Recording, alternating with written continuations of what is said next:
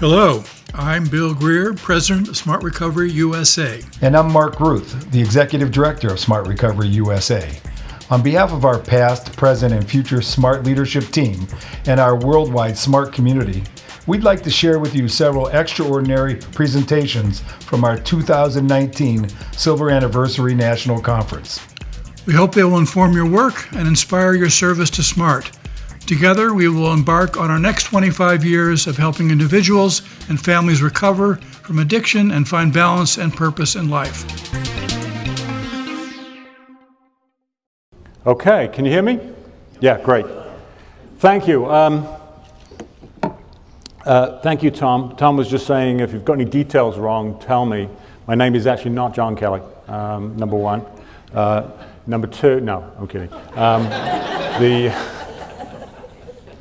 Being silly, as usual.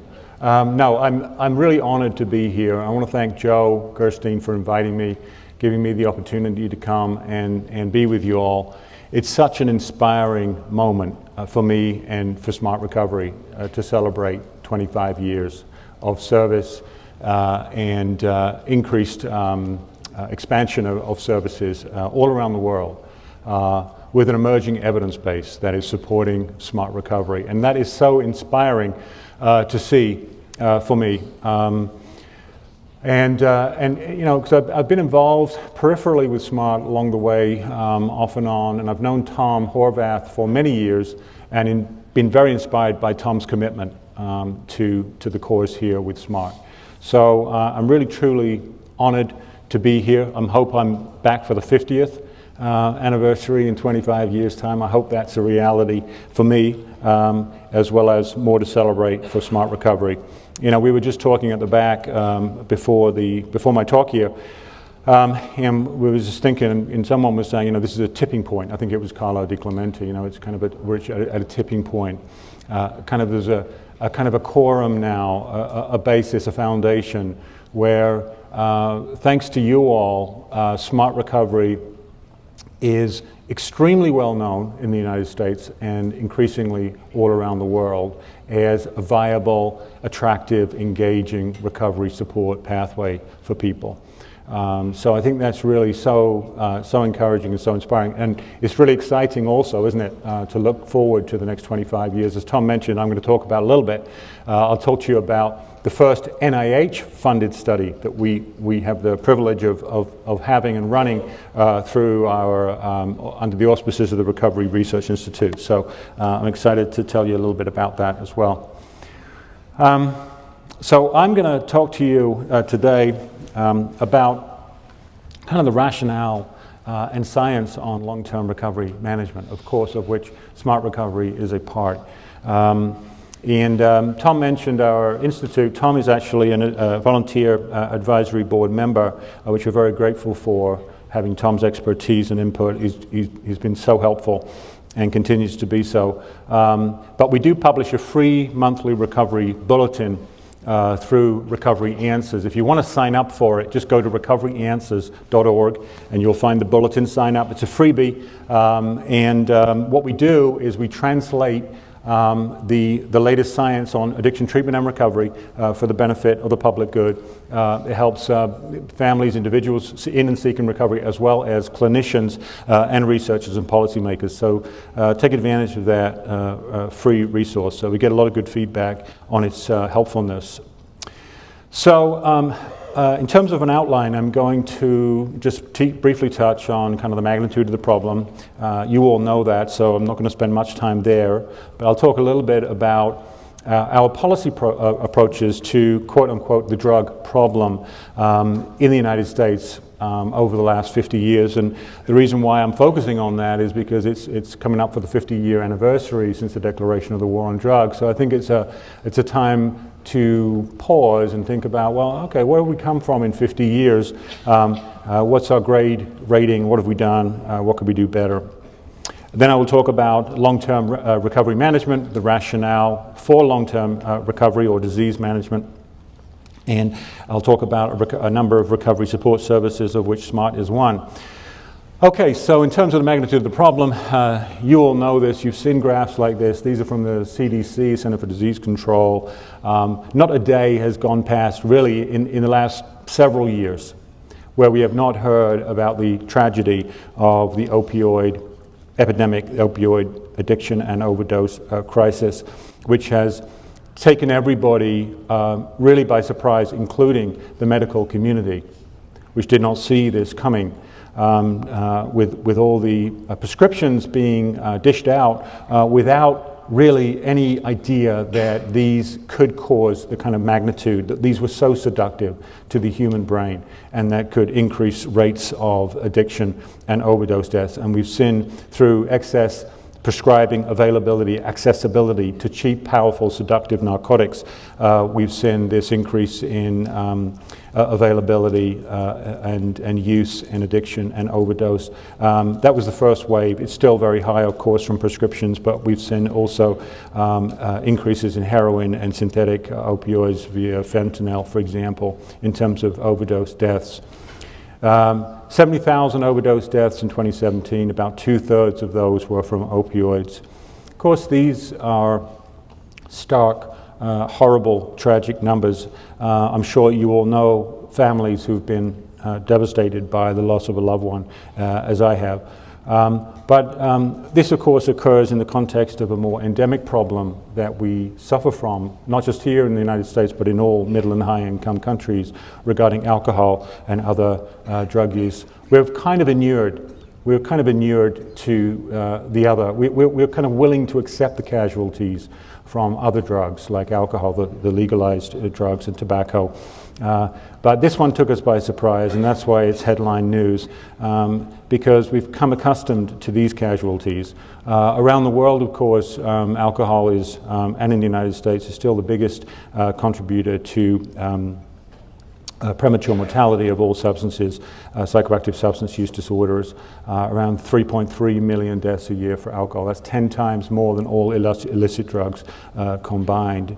And of course, the economic burden from these disorders and associated sequelae and consequences approach 600, 700 billion a year in terms of people getting sick, not going to work, losing their job, being unable to work, as well as healthcare costs and criminal justice costs. So, we're facing this current epidemic with the opioid, but again, it's occurring in this long-term crisis we have with drugs, with alcohol, psychoactive drugs. And we don't have a good solution. We haven't come up with a good plan. I'll talk about that now. But what have we done about it, and what are we doing about it, and what can we do better? So what have been our policy approaches and conceptualizations to how to deal with these problems? This is I like this graphic. This is from the Canadian Drug Policy Coalition. But what it shows here along the bottom, it's a bit hard to see from a distance, but along the bottom are different policy positions that one can take in a given society, ranging from prohibition through de facto decriminalization, market regulation, prescription, legalization with many prescriptions, and legalization with few restrictions over to the right-hand side on the bottom. And up the left-hand side of the graph, you can see this is a social health and social problems increasing on the left-hand side of that figure graph there. And what it's showing here is a kind of a quadratic relationship, or bimodal curve, if you will, related to different types of policies. And there seems to be some sweet spots in terms of reducing overall harm. But you can see on the left-hand side that you get different types of problems depending on which type of policy position you take. The policy position for most psychoactive substances, of course, is prohibition. So what we have with most drugs. And that produces, of course, the well-known aspects of cartel crime, gangsterism, and so on, all that are associated with the black market. And those drugs, cocaine, methamphetamine, heroin, for example. But if you look over on the right-hand side, where we have legalization, it's interesting to consider and look at that even though we might think about, prohibition, it's either prohibited or it's legalized, right? Like a straightforward dichotomy. In fact, there is different policy positions which produce different levels of harm. We've seen this, of course, with alcohol and tobacco, where we've had really unmitigated or largely unmitigated commercialization. So it's not so much legalization as legalization plus commercialization, which produces public health harms and health and social problems that we've seen, for example, with alcohol and tobacco, and which we may well see with cannabis also. But you can see down the bottom here, prescription. Prescription is a low threat to health and social problems kind of scenario, policy position. You can see that down there. This is where prescription would lie, and you can see this is the rate of health and social problems, much lower there. But of course, nothing's perfect, right? Look what's happened with the opioid crisis. Overprescribing, over-accessibility to potent seductive opioids has sparked this opioid crisis. So when we think about how to address these problems, what have we done? What progress have we made? Are we really just swapping out one set of problems for another? We get rid of gangsterism, cartels, black market, and then we introduce more health problems because of not so much legalization, but commercialization, allowing big industry to get in, start marketing, advertising, branding to increase sales. There was an interesting study that was done, just published in Addiction, which is the top journal in the addiction field, and they worked out for alcohol, if everybody in Great Britain were to drink within the normal low risk limits in Great Britain, there would be a 75% reduction in alcohol industry profits, okay? But of course they're advocating responsible drinking, but they don't want it because they go out of business. 80% of people are drinking, 20% of people are drinking 80% of the alcohol. So it's really that's what's keeping the industry going. To give you some idea of how those industries work. But here's a nice public health model, again, to kind of think about drugs in society. We think about this current problem with opioids, and you can see the agent, the host, the environment. The agent is, in this case, the drug. It could be a virus, or it could be the flu in general for other public health problems. You can see the agent, and then you see the individual host, which is the person, and the environment, which is really the moderator. The environment can moderate the degree to which the agent can affect the host. And we can inoculate the host, try and inoculate the host, protect the host, or we can try and reduce exposure to the agent, okay? This is what we've done with trying to prescription monitoring programs, trying to reduce supply in the environment so that we can reduce exposure. But it's interesting, when you think about, different, our culture and society, we've kind of said, despite the fact that we know that's, availability and price are two major factors, how available something is and how much it costs, are two of the major drivers which affect consumption on a commodity which is desirable to human beings, okay? If it's cheap and it's available and it's desirable, then consumption goes up. If it's less accessible, more expensive, consumption goes down. Look what's happened with tobacco. You can't smoke anywhere now. Prices skyrocketed. Consumption dramatically dropped. And so accessibility, price and availability and accessibility are major factors. And it's interesting, just the interplay, if we were thinking, another kind of more individualistic stance is kind of think about, well, this is America, right? So it's all about the individual. It's up to individual responsibility. So therefore, yes, we can let loose and let industry loose, and we can have as much alcohol, as much tobacco, as much marijuana, as much opioids out in the environment there. It's up to you to decide whether you want to be exposed to that or not, okay? Because you're a grown-up. Except for kids, of course, they're not grown-ups. And so there's that argument, right, as well. So as a culture, we have to decide, well, how much of this stuff do we let out into the environment? Is it really just individual responsibility? And this is where these policies, and of course there's different influences on policy, including industry. Because industry will try to influence policy. Again, not in the interest of public health, but the interest of profits. So there are different, actors vying with different interests. That's what I'm saying here. You've got public health, you've got industry, which are looking, and it's always kind of trying to grapple with, an individual freedoms and our cultural mores. Within the context of our culture, how we view these things. But we certainly have not gotten rid of the problems, right? We swapped them out, maybe we're swapping them out now, getting rid of some of the legal things with increased legalization of marijuana, but maybe introducing more public health problems because of exposure, particularly with young people with marijuana. I mentioned this, 50 years since the declaration of the War on Drought coming up. So I've been reflecting on this quite a lot and just thinking through, well, how far have we come in 50 years? One thing, Rich Sates was talking about this last night with you all, and I've been honored to work with Rich on a few papers in this area, but you can see here the language, the rhetoric of the war on drugs, as Nixon famously described it as public enemy number one. And again, think about the rhetoric of that, describing it as a public enemy. Usually that was attributed to a gangster, that kind of terminology. That there was an identifiable target that could be militaristically defeated, and this was the approach. And I think what's interesting when I've been reflecting over the last 50 years is, of the last 50 years, is the shift.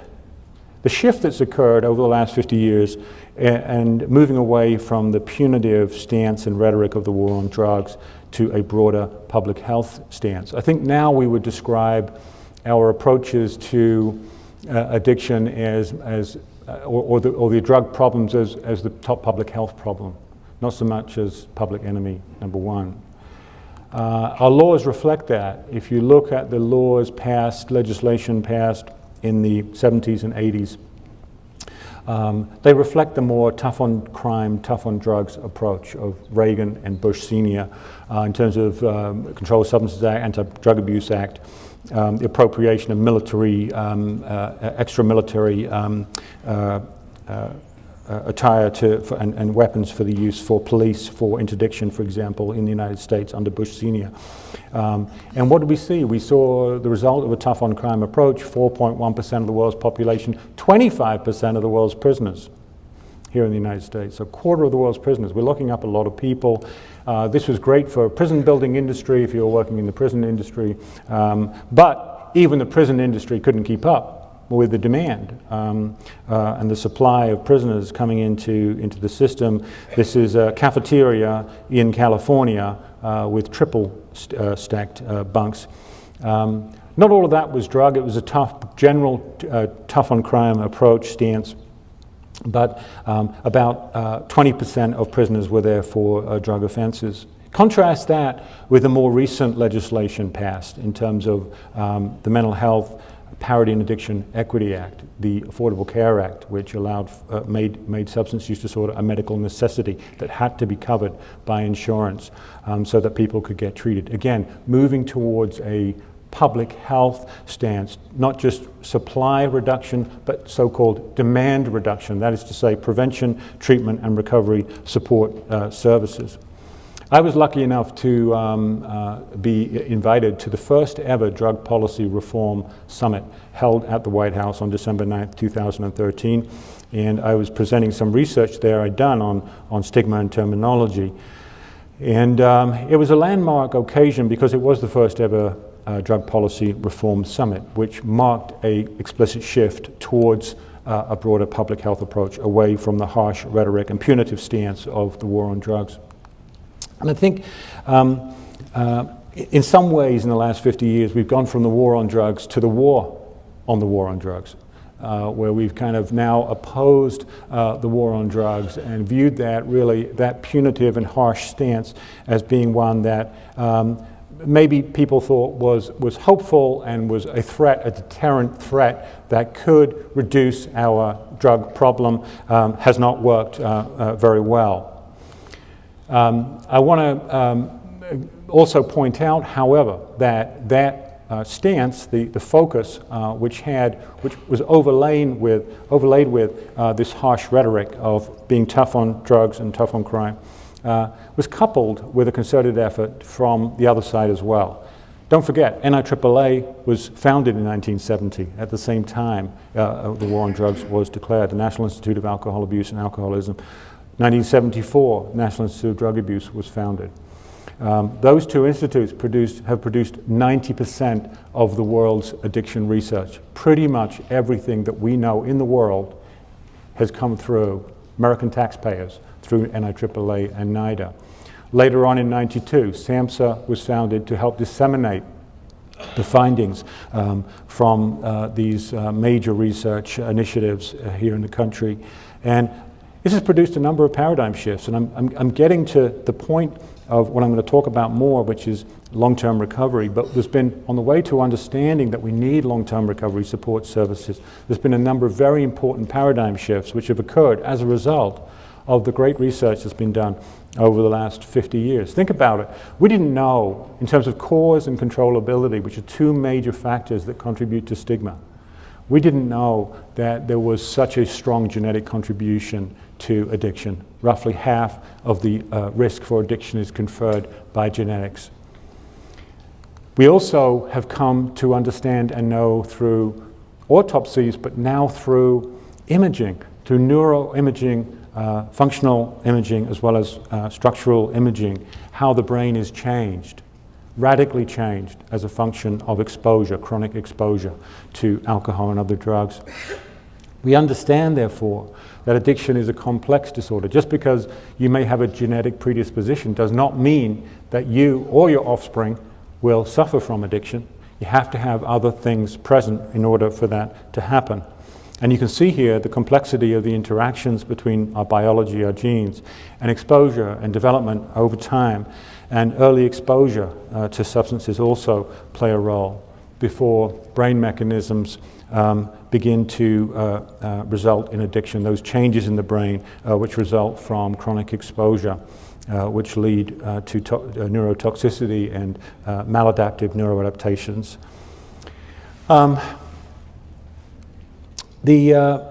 Clinically, in terms of our clinical, we have Carlo Di Clemente here, who was one of the creators of the stages of change. Very powerful model. It's kind of out of fashion a little bit now, just because we're kind of used to it. It's not that new, but still very important when we think about how people change behavior. It's depicted in these chicks. These chicks are very cute. By the way, this is where people usually tweet. If you do tweet, this is time to send out tweets. But whatever you do, don't say that Dr. Kelly said those chicks were cute at the SMART conference, okay? Because people are going to misinterpret that completely. So please be careful. In fact, I just tweeted the other day. I said, we need to be more respectful on Twitter. I said we should tweet others as we want to be tweeted. So that's the golden rule for Twitter that I put out last week. But anyway, but the point here is that it really helped us really concretize and think about conceptually how people change behavior. Now, what did that do? Importantly, what that did is that it set the stage for this idea of ambivalence and how it's the clinician's responsibility.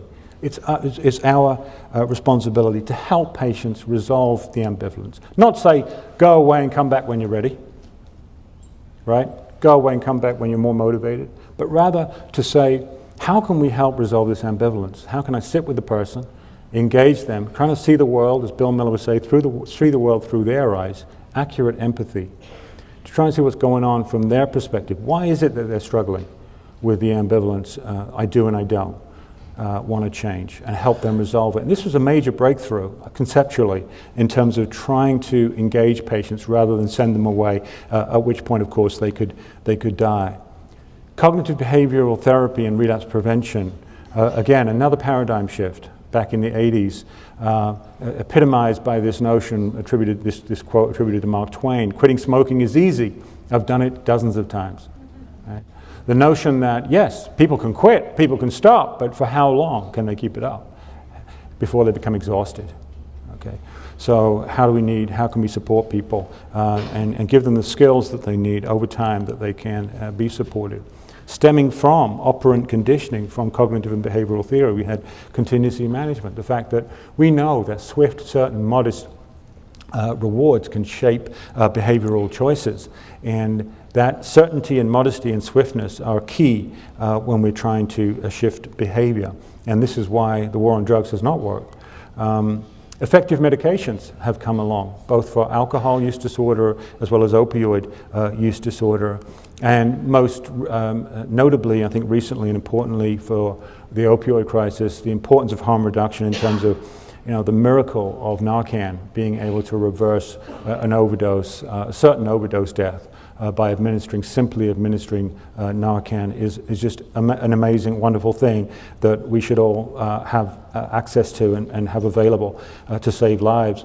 But all these other things in terms of reducing the harms associated with particularly injection use with regards to other infectious diseases through needle exchange programs and safe and overdose prevention sites. The thing that I wanted to emphasize is an increased recognition also that's happened in the last probably 20 to 30 years of retrospective, prospective, and epidemiological research, that the clinical cause for addiction, that is to say those who suffer from severe substance use disorders, tends to be a long one. And this is where we get the notion of addiction being a chronically relapsing disorder that's susceptible to relapse for many years. And this graphic highlights this long-term course. On the left-hand side, you see it takes about 4 to 5 years on average. These are from epidemiological data. About 4 to 5 years after the onset of substance use disorder before people start seeking help, specific external help. Part of that reason is people are trying to control it, they're trying to cut down themselves. There's also a lot of stigma and shame associated with not being able to control one's use of substances. Eventually, when it becomes too apparent, too obvious that the person is suffering, either other people notice it or the person themselves start to seek help. They start to seek help. It takes after which it takes, on average, in adult samples, anywhere from 6 to 8 years on average to get 1 year of full sustained remission. Most of those days are abstinent days, but to get that 12 months without any symptoms, what we call remission, full sustained remission, takes on average in adult samples, clinical samples, about 6 to 8 years. So that's a long time. Again, people, they might have one treatment and then have 3 months of abstinence, they might have another one and have 6 months on the next occasion. They tend to have longer and longer periods of abstinence before they get that 12 months of remission status. But what's also particularly noteworthy here is the last part of this. We've known that stuff for quite a while, but what's noteworthy here on the end part of this graphic to the right is that it takes 4 to 5 years of continuous remission before the risk of reinstatement for substance use disorder drops to the same level as the general population. In other words, to be no more likely than anybody else in the general population of meeting criteria for a substance use disorder in the following year, if you've already had substance use disorder, takes 4 to 5 years of continuous remission. In other words, during that initial 4 to 5 years after initial remission, the risk for reinstatement of the disorder is significantly elevated. Even after 5 years, of course, it's not zero, it's below 15%. But what that tells us is that what we need is not 30 days of rehab, not 90 days. Those things can be very important, they can be life-saving, but it's the thing that we haven't thought much about afterwards. What we used to call aftercare, we don't really use that term anymore because I think our cultural psyche is starting to understand that these are long-term disorders that need long-term recovery management and recovery support.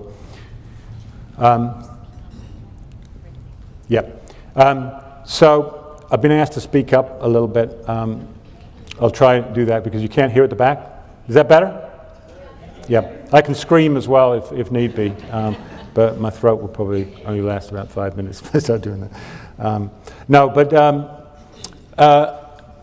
Bill White, who you see depicted here, Bill's been in the field since the 60s.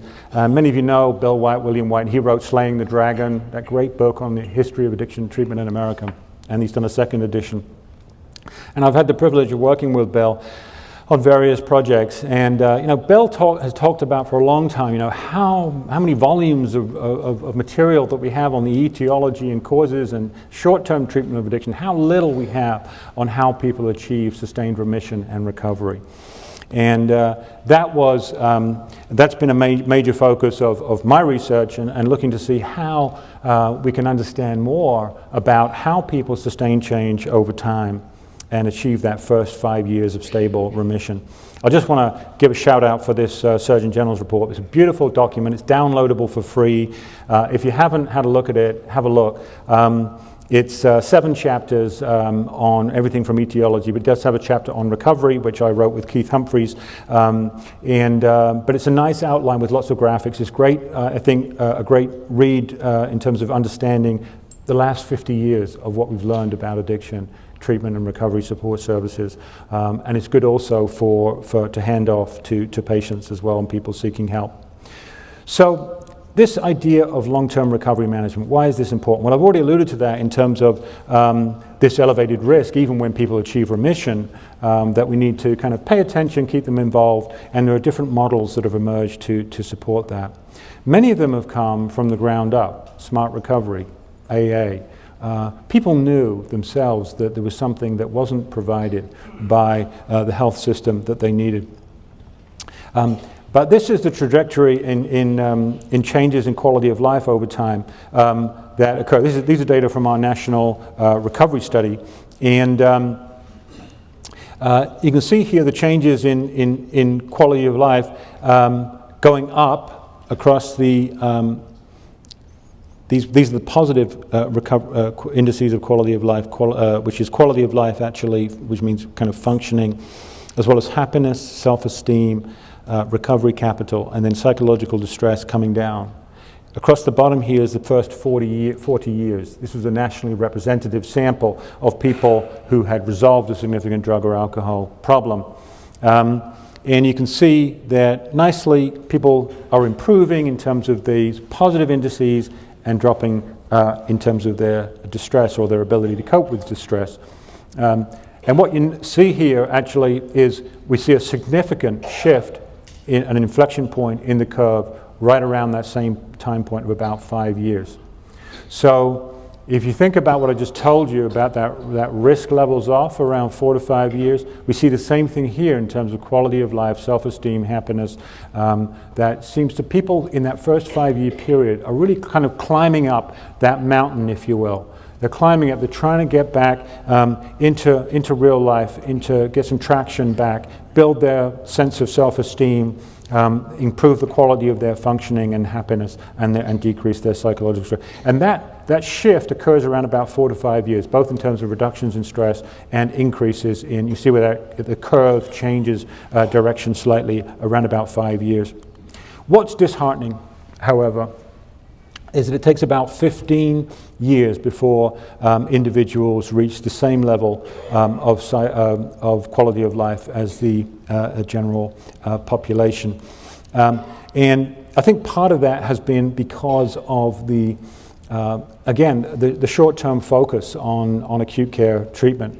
And we've really neglected to pay attention to the other kinds of things that people need to achieve stable remission. I use this metaphor of a burning building in that we recognize there's a crisis. We recognize there's a fire to be put out when somebody's in the throes of an addiction. And we've done a very good job at knowing what to do to put out the fire. But then we've tended to walk away and not think about how can we help this building from the fire restarting in this building. How can we start to provide the building materials to get the building up and running again? And what about a building permit? Can we give people a building permit to actually get their life back on track? Oftentimes people come into treatment with a criminal record. And because of that criminal record, they can't get a loan, they can't open a bank account, they can't get a job. So it makes it very, very difficult to start rebuilding your life if there's no building permit granted. So I think this is something that we need to think about when we are trying to treat people who are trying to get their lives back on track. It's hard enough when just trying to struggle early on in recovery without having to face an uphill struggle just from the wreckage of the past, which presents barriers for the future in terms of trying to get a foothold in real life. And Tom McClellan makes this very nice point here of how we've tended to view addiction treatment as an acute care condition and treat it as such. This is a nice analogy with hypertension. Tom makes the case depicted here that when people, to prove that a medication, for example, or treatment works for hypertension, you have to show this scenario to the FDA. Symptoms are high, you implement the treatment, symptoms go down. You take away the treatment, symptoms go up. That's evidence that the treatment works for hypertension. Okay, fair enough. For addiction, same thing. Let's look. Symptoms are high, give the treatment, symptoms go down, that's great. Take away the treatment, people relapse. That's proof that treatment doesn't work for addiction. Right? Exact opposite. So that will be the case if we were treating an acute care condition, but because we are treating a condition which is susceptible to relapse in the clinical cases, in the severe cases, that we need to think about it differently. Now, why is it that people are susceptible to relapse, so susceptible for these early weeks, months, and years to reinstatement of the disorder? Well, we've known, again, from the neuroscience that has been accumulated in the last 30 years in particular, that we understand much more clearly exactly where in the brain these neurocircuits are affected in terms of reward, memory, motivation, impulse control, and judgment. All of these subcortical and cortical areas of the brain are radically affected in a dose-response chronicity type function where the more exposure for a longer period of time creates more impairment. Not just functionally, but also structurally. You don't have to look very long or very hard to see the kind of impairment structurally as a result of chronic exposure. On the right-hand side here's someone with alcohol addiction compared to a moderate drinker. And when we see these structural images, it helps us understand perhaps more clearly when we see someone in a SMART recovery group or a family member or a patient who is struggling with addiction, who promises that this is the last time, who really means it, why they struggle to follow through with that intention. And how, you think about an organism with a propensity for life of 80 years, self-destructs and poisons itself to death 30 years on average, 30 years earlier. There's some kind of medical malfunction that's gone wrong in that organism that has produced that early, that premature mortality. And we can see more clearly from these images just how radically, we can't see it always or notice it from an interaction with a patient or an individual coming in. But if we looked under the hood, this is what we might see, some structural and functional abnormalities, which we have a clearer indication now exactly what the nature is.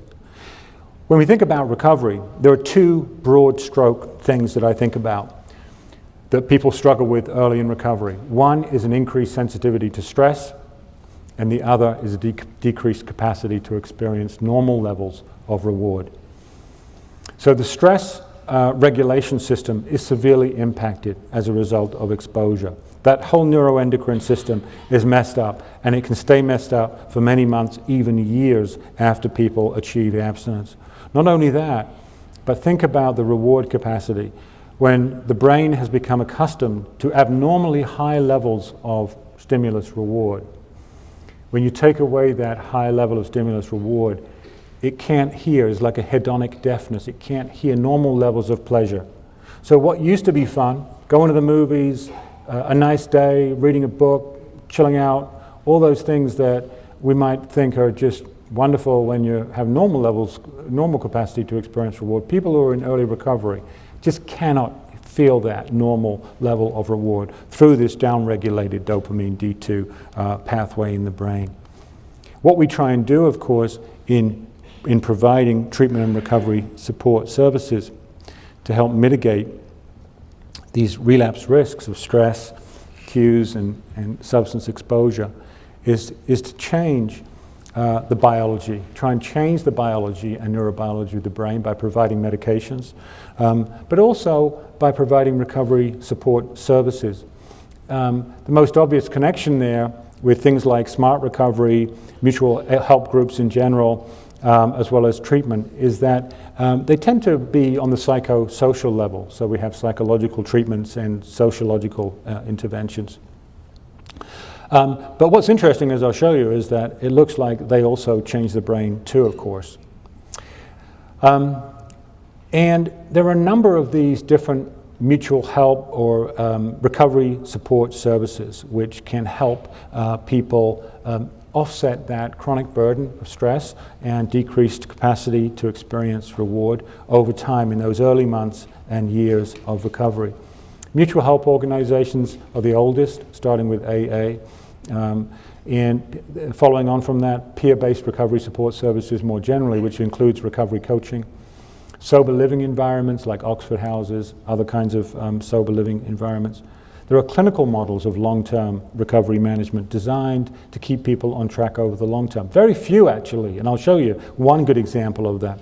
There are recovery community centers. We're just finishing a big study on recovery community centers, which are kind of like recovery hubs in the hearts of communities, which provide access to recovery capital that can give people the resources and help them get connected to employers who are CORI friendly so they can get a job and get a foothold in recovery. And then there are also recovery support services in educational settings so that people, young people, adolescents leaving treatment can find a recovery friendly environment both in a high school and also increasingly in collegiate settings where they have collegiate recovery programs.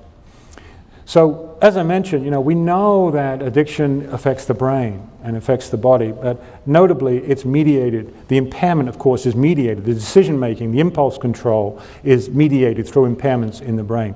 So, can providing mutual support like SMART, like recovery housing, like a job, could that actually change the brain in the same way as we might think more directly a medication would? What's fascinating to me is this area of social neuroscience, is the impact of social isolation just on premature mortality. This was a nice meta-analysis done by Julianne Holt, Lundstad and colleagues. And what it showed was 150 studies, about 300,000 people. What she found was that subjective or objective isolation, so if you felt lonely or you were actually physically isolated, your risk of premature mortality was the same as if you smoked cigarettes. You were addicted to cigarettes. That kind of level, magnitude of premature mortality, which was not accounted for by other factors. So when you control for all the other possible factors that could contribute to that, social isolation had a major impact on health and functioning and mortality. So this notion of our social connections with each other as primates, as mammals, we tend to, do you have Facebook here? Have you heard of that? Yeah. So people really like that thing, right? It's called Facebook. And it's like Twitter, but it's something else. But it's gone gangbusters, right? People love it, right? All this connection with it. But who doesn't like to have a good friend? It's something very rewarding that as human beings we like. This interdependence that we have on each other to help us feel better, to mitigate stress and produce reward.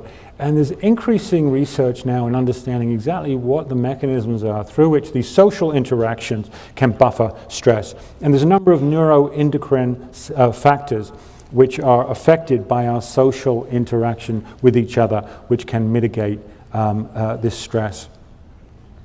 Also, in terms of the other major factor, I told you about the stress pathway and also the deficit in reward. And we also are learning how our social interactions and access to social resources can affect our neurobiology in terms of our reward pathway and increase the capacity to experience reward. This is a nice study looking at the correlation between dopamine D2 receptors, so this is the capacity to experience reward, level of reward experience, and social status and social support. And you can see what this line shows is a very strong co-variation or correlation between increased social status and increased dopamine D2 receptors, and increased social support and increased dopamine D2 receptors.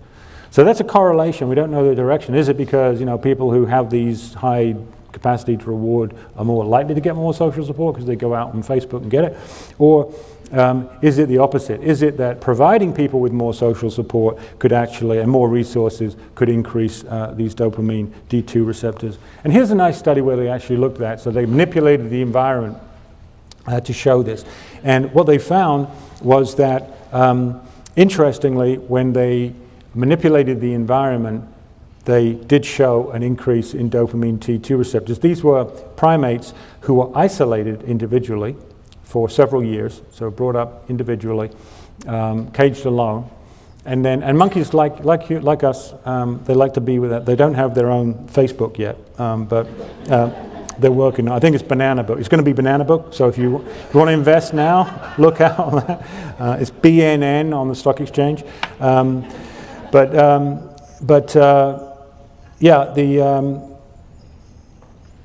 They like to congregate in groups like us, and when you isolate them, their dopamine D2 receptors go down. That's why solitary confinement is a punishment. When you confine people to isolation, they don't feel good. People don't feel good. What they found in this study was when they had all the monkeys were isolated, they measured their dopamine D2 receptors, no difference. No difference between any of the monkeys on their dopamine D2. When they put them in with troops, so they had troops of 4, and the monkeys love to play one another, patting each other, playing around. They also had access to cocaine. Okay, so all of them were taking cocaine, which they enjoyed and liked the experience of.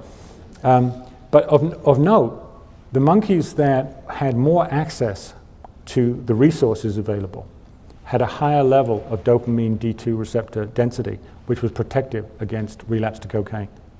Okay? So when they introduced them back in, and the ones that were able to get access, the subordinate monkeys who were able to get access to the resources, had higher levels, significantly higher levels of dopamine D2 receptors, which was protective against relapse. So what does this suggest?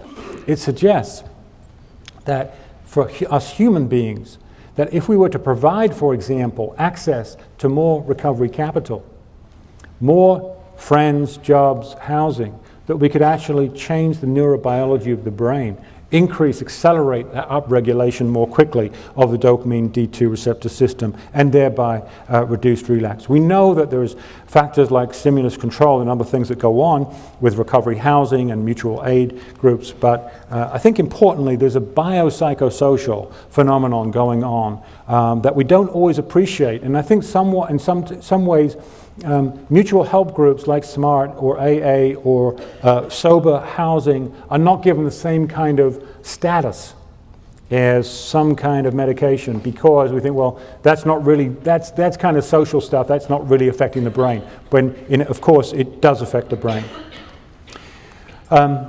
I think when we talk about treatment and recovery support services, this is what they should be: available, accessible, affordable, attractive, evidence-based, and diverse. And as I mentioned, there's a cadre of these growing entities.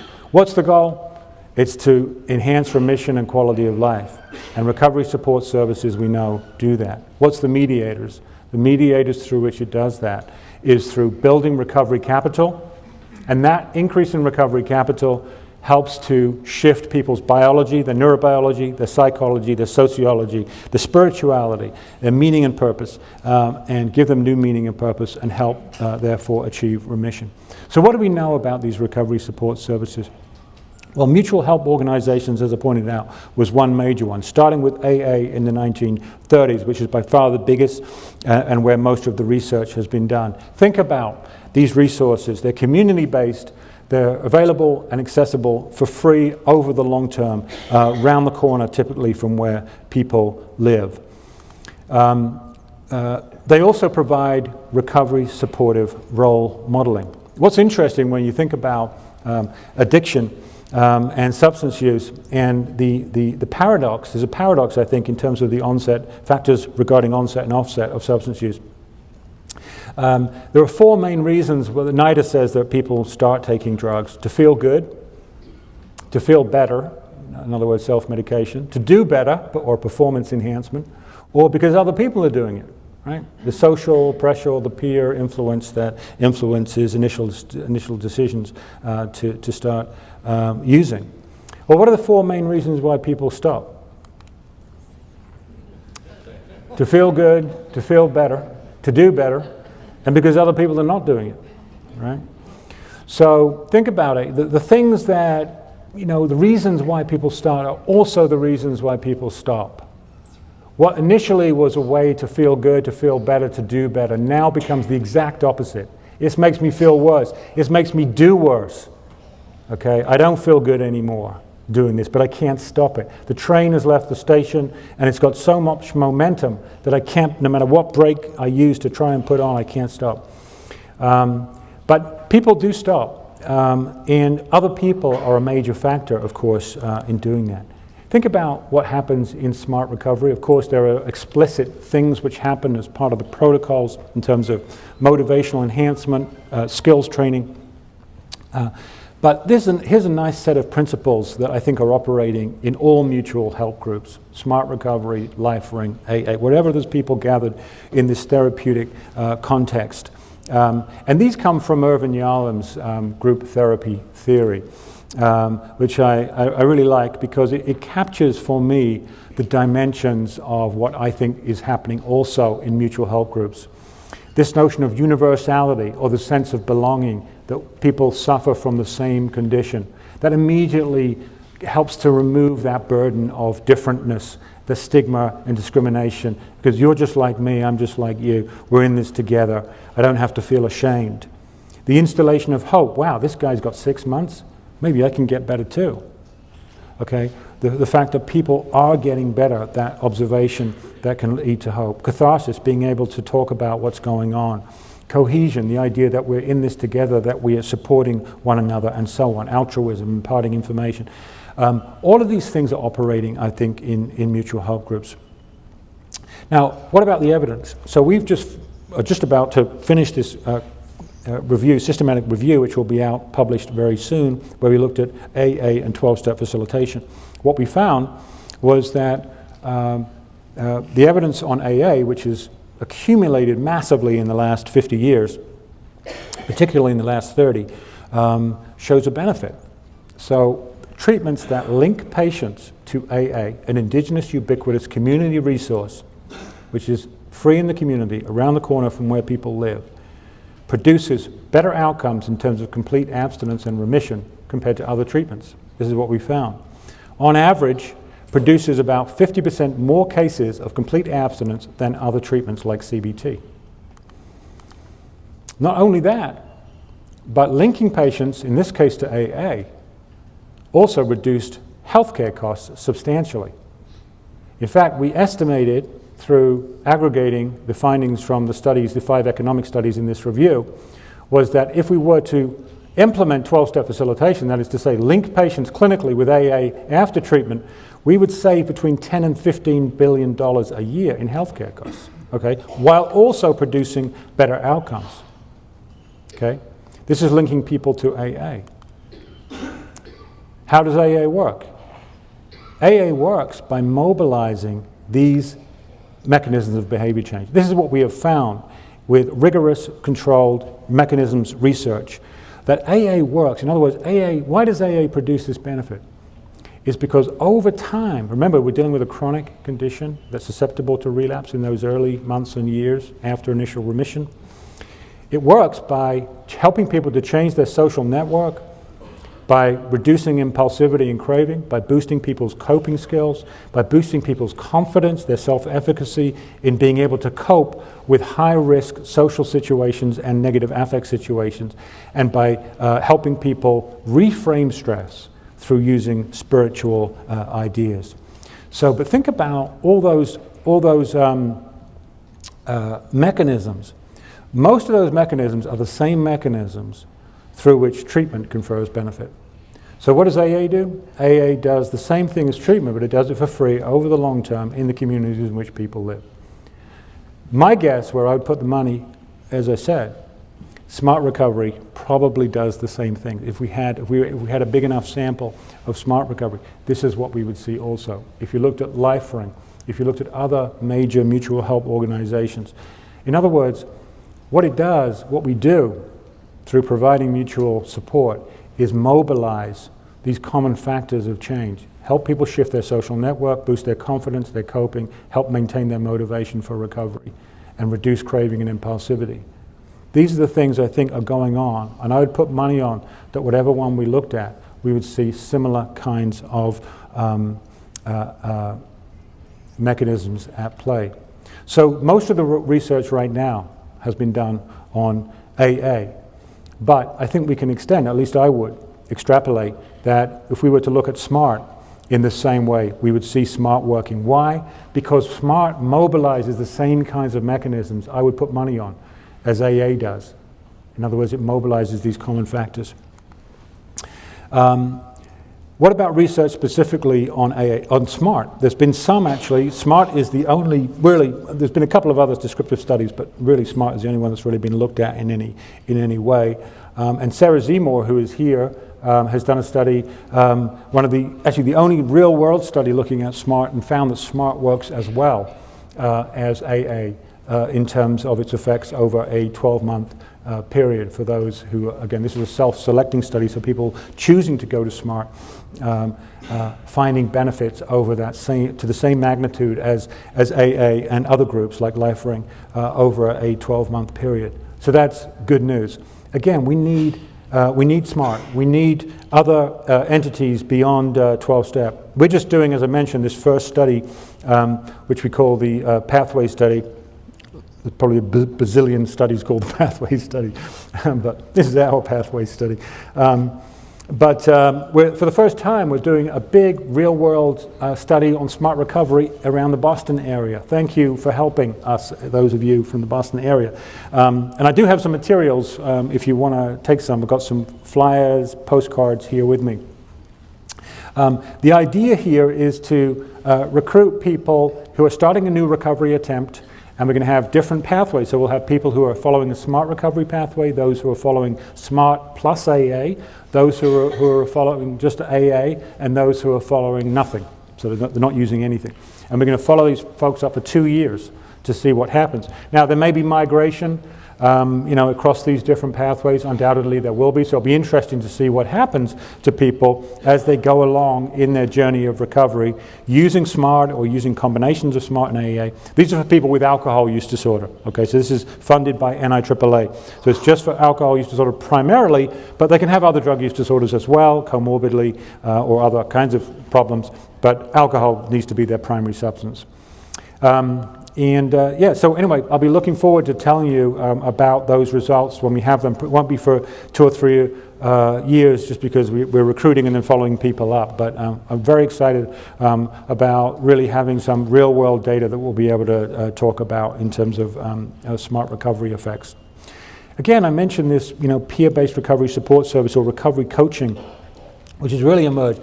It's really become really in vogue. It's such a catchy title, isn't it? Recovery coaching. It's kind of cool. It's a cool concept, name, and it's caught on like gangbusters. We have 20 recovery coaches where I work at Mass General Hospital. The idea is we get people with lived experience in recovery. They come in, they're part of the clinical team, and they help. And again, that universality that Yarlin talked about, that we see operating in mutual help groups, universality, installation of hope. The 2 big factors involved in mutual help groups are operating through these peer recovery coaches. Hey, I'm in recovery too. Oh, you're in recovery? Yeah, I'm in recovery. How can I help you?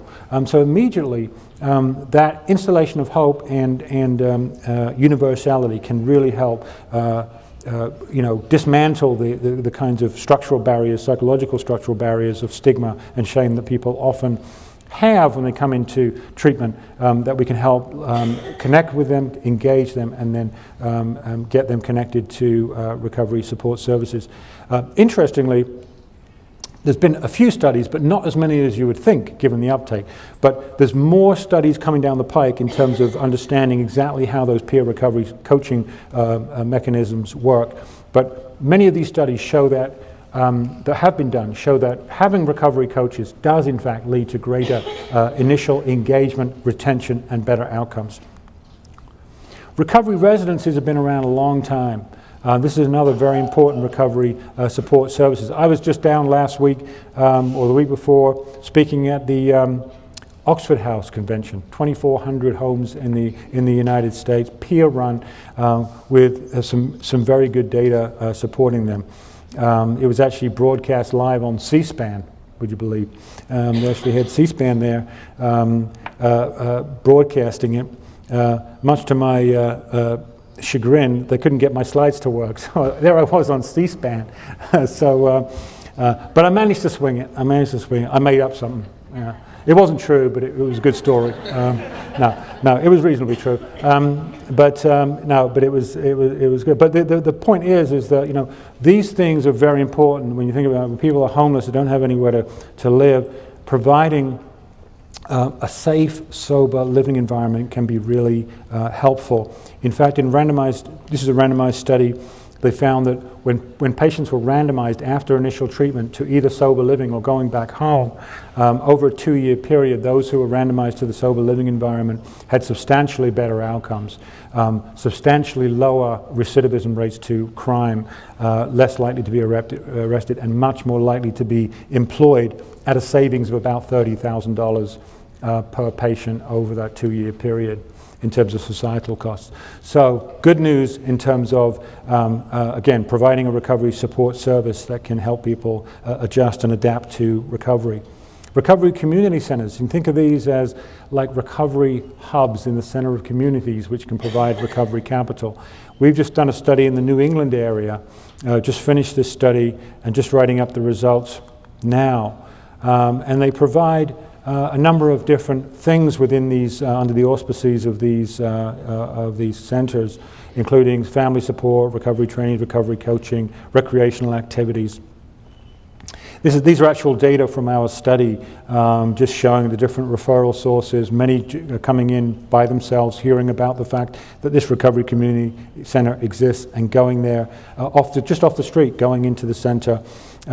Interestingly, about 1/3 have never had any prior treatment at all. So this is their first instance of exposure and access to some kind of intervention to help them with a substance use disorder.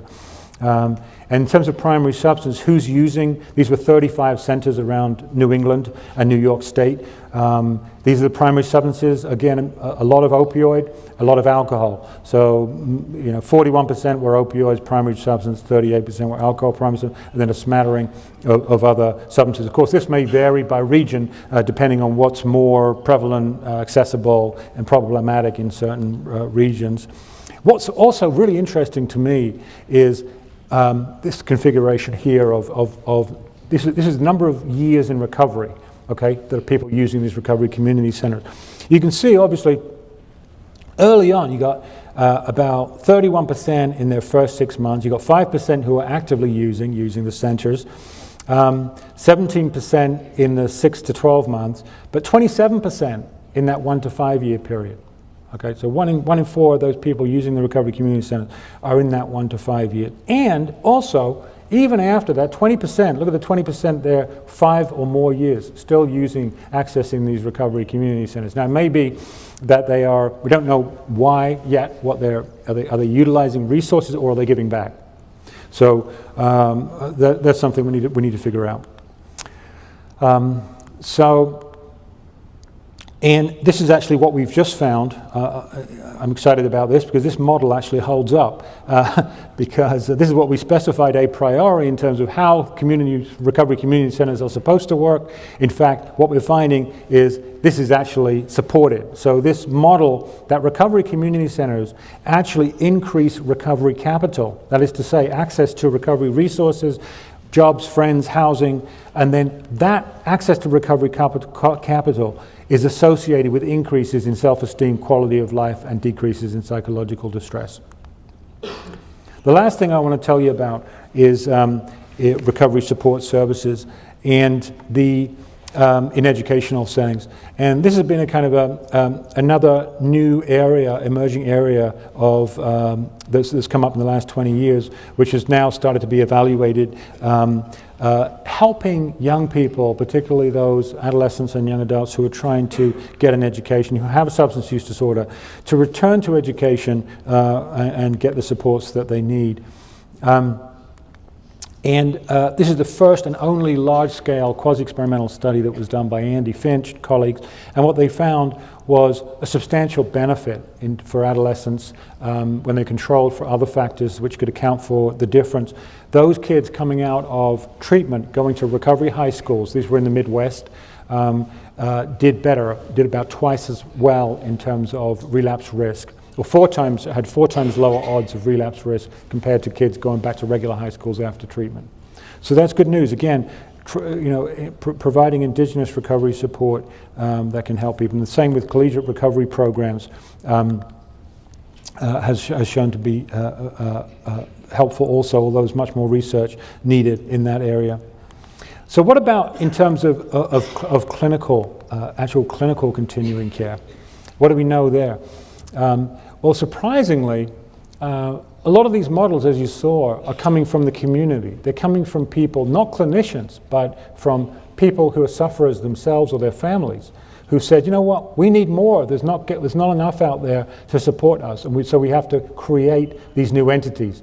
Mutual help groups, recovery housing, recovery community centers, all came from the community, not from clinicians. But what have clinicians done? In terms of actually looking at addiction as a chronic illness which is susceptible to relapse over the long term. Well, Michael Dennis and Christy Scott in Illinois, not far, actually right here in Chicago. In fact, these data are from Chicago. I forget where I am. I'm in Chicago, yeah. So these data were collected right here in Chicago. And what they did here was actually treat addiction like you would a chronic illness like diabetes or hypertension. So they had roughly 500 people randomized after treatment to follow up every quarter for 4 years, what they call a recovery management checkup. That is an assessment plus a conversation with a therapist to see where you are. And then they compared that with randomly assigning the other half of the patients to just a quarterly checkup with no conversation. So just the assessment, but no conversation with the therapist about how you were doing, okay? What did they find? Those who actually got the assessment plus the conversation about how they were doing based on the assessment, got back into treatment 3 years earlier, on average, than people who just got the assessment only. These were people who needed treatment, got back into treatment 3 years earlier than people who did not only got the assessment without the conversation. So not only that, but they actually had substantially better, significantly better substance use outcomes, and it was more cost effective. So, in summary, I've given you a lot of detail there, a lot of information. You're welcome to have these slides. If you need any of these papers, I'm happy to send them to you as well. But just zooming out again, thinking about where we've come in the last 50 years. We've come a long way in terms of our understanding and policy approaches to this quote-unquote drug problem, which encompasses, of course, legal drugs as well, like alcohol. We've had a number of paradigm shifts, including, most notably, I think, the importance of how do we help people stay in stable remission over time. And this is where lower cost or low cost community-based services can play a very important role. Again, we're all in this together. We're all in this together. We're trying to solve this problem and crisis together. The more indigenous free recovery support services we have, like Smart Recovery, like Lifeline, like AA, like NA, like recovery housing, like recovery community centers, all of these recovery support services, if we can create a fabric in our community that we can connect the dots, stitch the material together, then we've got a better chance that we can help more people continue in recovery and build a life worth living. So with that, thank you so much for having me, and I hope you have a great conference.